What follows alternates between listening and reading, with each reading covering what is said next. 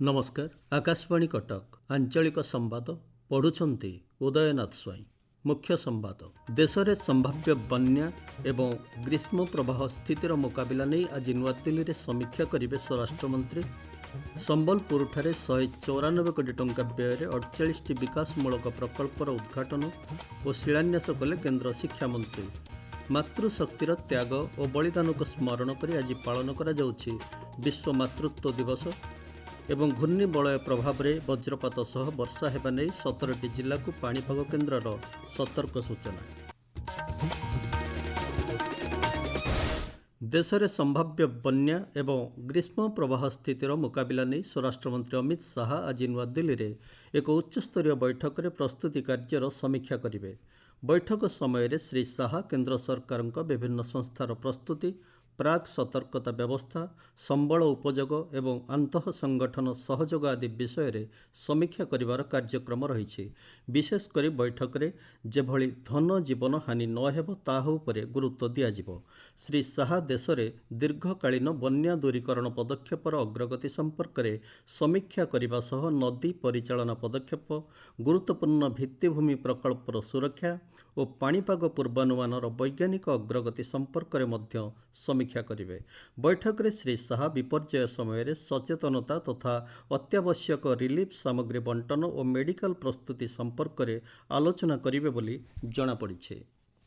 केन्द्र शिक्षा मंत्री धर्मेन्द्र प्रधान आज संबलपुर जिलार नाक्टी देउल, रेढ़ाखोल और जुजुमरा ब्लॉकर विकास पर 194 कोटी टंका व्यय 48 विकासमूलक प्रकल्पर उद्घाटन और शिलान्यास करिसेंते।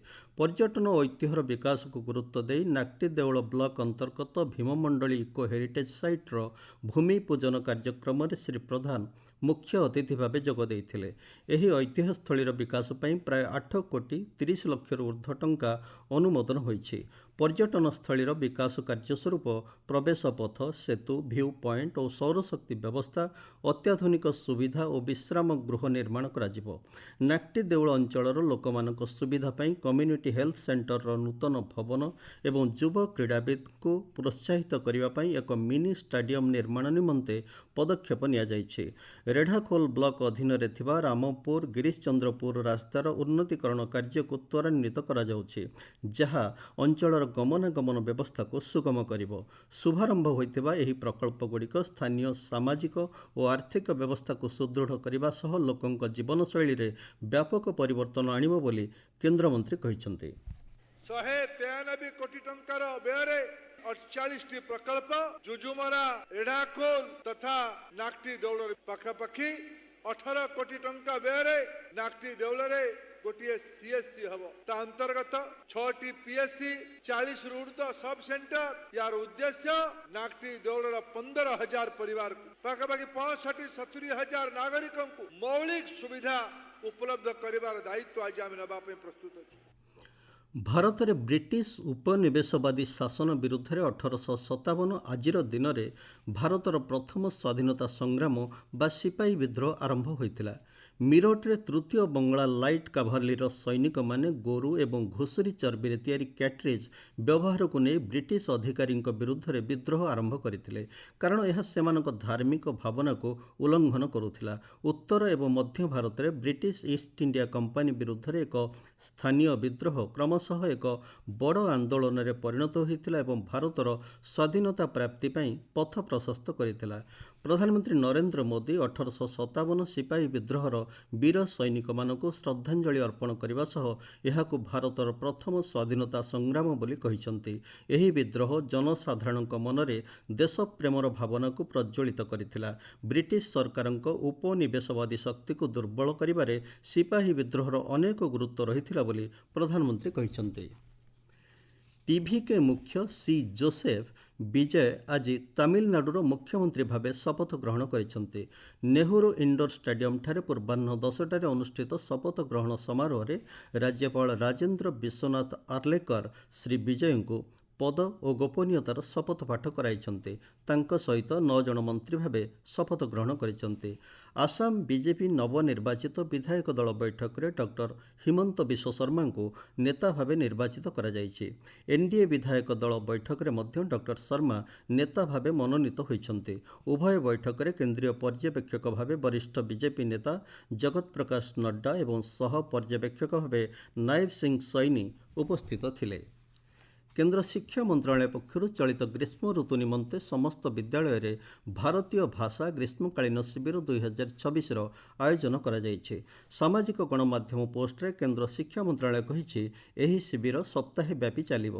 ଭାରତର ବିଭିନ୍ନ ଭାଷାଭାଷୀଙ୍କ ମଧ୍ୟରେ ଆତ୍ମପରିଚୟ, ଶବ୍ଦ ଗଠନ ଜ୍ଞାନ, ଦୈନନ୍ଦିନ ଜୀବନରେ ବ୍ୟବହୃତ କଥୋପକଥନ ଏବଂ ସାଂସ୍କୃତିକ ଭାବ ବିନିମୟ ହେଉଛି ଏହି ଶିବିର ଆୟୋଜନର ମୁଖ୍ୟ ଉଦ୍ଦେଶ୍ୟ।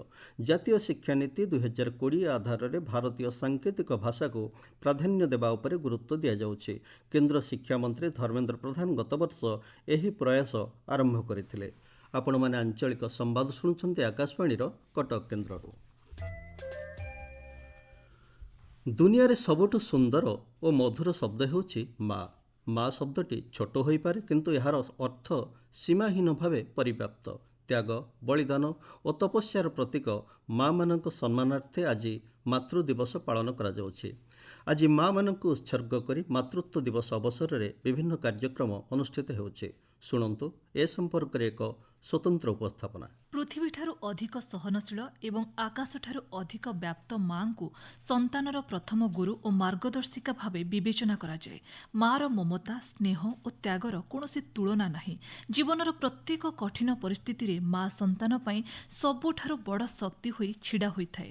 ମା'ଙ୍କ ସମ୍ମାନ କେବଳ ଗୋଟିଏ ଦିନରେ ସୀମିତ ନ ରହି ପ୍ରତିଦିନ ତାଙ୍କ ପ୍ରତି କୃତଜ୍ଞତା, ସ୍ନେହ ଓ ସମ୍ମାନ ଜଣାଇବା ସମସ୍ତଙ୍କ କର୍ତ୍ତବ୍ୟ ହେବା ଉଚିତ।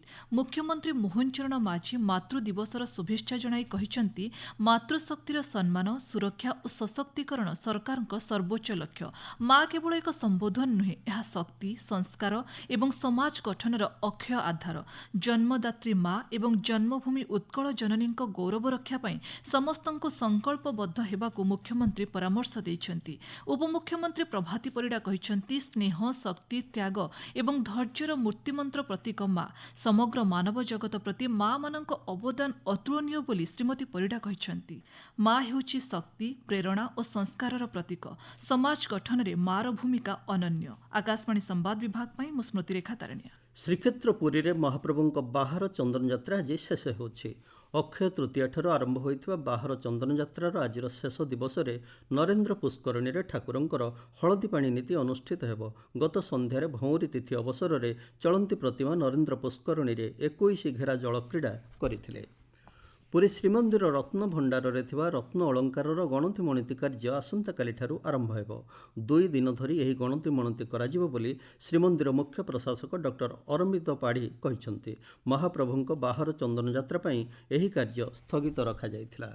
ରାୟଗଡ଼ା ଜିଲ୍ଲା ନୂତନ ସଭାଗୃହଠାରେ ଜିଲ୍ଲାପାଳ ଆଶୁତୋଷ କୁଲକର୍ଣ୍ଣୀଙ୍କ ଅଧ୍ୟକ୍ଷତାରେ ଆବାସିକ ବିଦ୍ୟାଳୟଗୁଡ଼ିକରେ ଶିକ୍ଷାର ମାନ ବୃଦ୍ଧି ଓ ଛାତ୍ରାବାସ ପରିଚାଳନା ସମ୍ବନ୍ଧୀୟ ଏକ ଗୁରୁତ୍ୱପୂର୍ଣ୍ଣ ସମୀକ୍ଷା ବୈଠକ ଆୟୋଜିତ ହୋଇଯାଇଛି।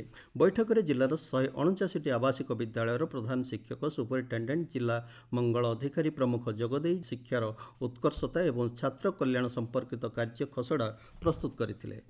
ବୌଦ୍ଧ ଜିଲ୍ଲା ହରଭଙ୍ଗା ଥାନା ପରିସରରେ ମହିଳା ଓ ଶିଶୁ ଅପରାଧ ନିରାକରଣ ଶାଖା ଏବଂ ୟୁନିସେଫ୍ର ମିଳିତ ସହଯୋଗରେ ଜୁଭେଣ୍ଟିକା କାର୍ଯ୍ୟକ୍ରମ ଅନ୍ତର୍ଗତ କିଶୋର କିଶୋରୀଙ୍କ ପାଇଁ ଏକ ପ୍ରଶିକ୍ଷଣ କାର୍ଯ୍ୟକ୍ରମ ଅନୁଷ୍ଠିତ ହୋଇଛି।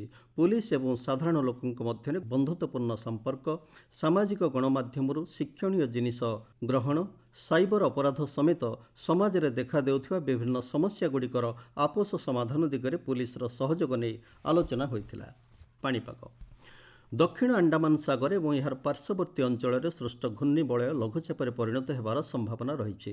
ପାଣିପାଗ କେନ୍ଦ୍ରର ସୂଚନା ଅନୁସାରେ ଏହାର ପ୍ରଭାବରେ ରାଜ୍ୟରେ ବର୍ଷାର ପରିମାଣ ବୃଦ୍ଧି ପାଇବ। ଆସନ୍ତା 24 ଘଣ୍ଟା ମଧ୍ୟରେ ବିଜୁଳି ଓ ଘଡ଼ଘଡ଼ି ସହ ବର୍ଷା ହେବା ନେଇ 17ଟି ଜିଲ୍ଲାକୁ ସତର୍କ ସୂଚନା ଜାରି କରାଯାଇଛି। ସ୍ଥଳ ବିଶେଷରେ ପବନର ବେଗ ଘଣ୍ଟା ପ୍ରତି 50 କିଲୋମିଟର ରହିବା ନେଇ ଅନୁମାନ କରାଯାଇଛି। ରାଜ୍ୟରେ ଜାରି ରହିଥିବା କାଳବୈଶାଖୀ ଜନିତ ବର୍ଷା ପ୍ରଭାବରେ ଉତ୍ତର ଉପକୂଳ ତଥା ଦକ୍ଷିଣ ଆଭ୍ୟନ୍ତର ଓଡ଼ିଶାରେ ତାପମାତ୍ରା 2ରୁ 4 ଡିଗ୍ରୀ ହ୍ରାସ ପାଇଛି। ମୁଖ୍ୟ ସମ୍ବାଦ ପୁଣି ଥରେ। देशରେ संभाव्य बन्या एवं ग्रीष्म प्रवाह स्थितिर मुकाबिला नहीं आज नुआदिल्ली में समीक्षा करेंगे स्वराष्ट्रमंत्री।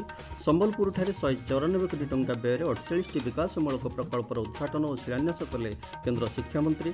मातृशक्तिर त्याग और बलिदान को स्मरण कर आज पालन करा जाउछि विश्व मातृत्व दिवस एवं घूर्णिबलय प्रभाव में वज्रपात सह वर्षा हेबा नै 17ଟି जिला को पाणीपाग केन्द्रर सतर्क सूचना। आंचलिक संवाद वर्तमान एतिकी। आमर परवर्ती आंचलिक संवाद संध्या 6:45 रे।